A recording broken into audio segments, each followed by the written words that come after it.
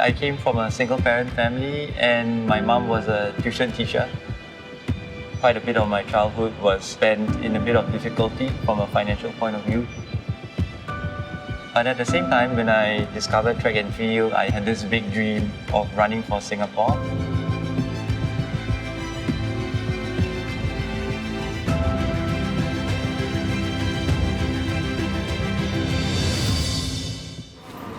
Hello. How are you? As I was growing up and also as an athlete, I realized the importance of education and how education is empowering and dignifying. Yeah, may I know exactly where your school is? Okay, so I'll be there in about 20 minutes. When COVID-19 first hit, and then the government made the swift move to do home-based learning, me and my wife were talking about how a lot of people may be going through difficulties, and then we came to the realization that we cannot assume that every kid owns a laptop. So we preempted that laptop ownership would be something that we can help people in. In the 10 years that Marina Bay Sands has been in operations, this is the first time we've actually ceased operations. We're not coming to work. I don't get to see all my restaurants. I don't get to see all my employees. I don't get to interact with our guests. Well, life totally changed. We have over 45 operating kitchens across all our restaurants. We consume a lot of food here daily.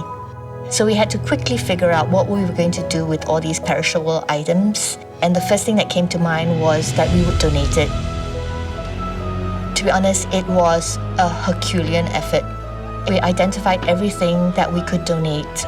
So there was a lot that went on behind the scenes, a lot of collaboration among different teams, some tears too, to put it all together. When COVID-19 hit, I saw how healthcare workers are being affected all over the world. So I just felt I had to do something.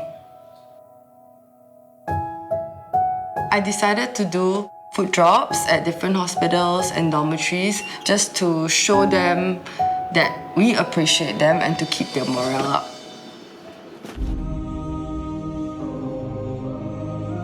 When I spoke to one of the doctors, she actually told me that they volunteered to be there. No one asked them to.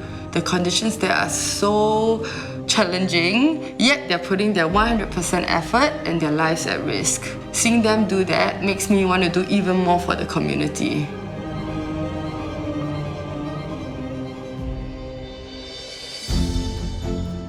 From a macro point of view, MOE had done a lot to provide every kid with a laptop. But we thought that if we could help in our small way, that would be quite empowering. And then with my friend Mark Richmond from Team Singapore, we started the whole movement. Hi there. I hope you like the gift from us at Team Singapore. Remember to never give up and pursue your dreams. Now dream big and go conquer the world. Take care, guys. If we gave them a laptop, it gives them the basis to study and not feel like they're left behind as compared to people who, have one or two laptops. And there's nothing holding them back, they can have dreams, they can be whoever they want to be, and being able to study is just like the fundamental point of entry that allows you to do that. If you can imagine 15,000 kilograms of food, I had two really strong emotions when I saw that. One, my heart broke because as a business leader, I thought, goodness, look at all the guests that we would have been serving, right? And now we're going to cease our operations. On the other hand, by the time we loaded up the last food truck, it was really heartwarming because we knew that none of this would be going to waste and it would go to people who really needed it.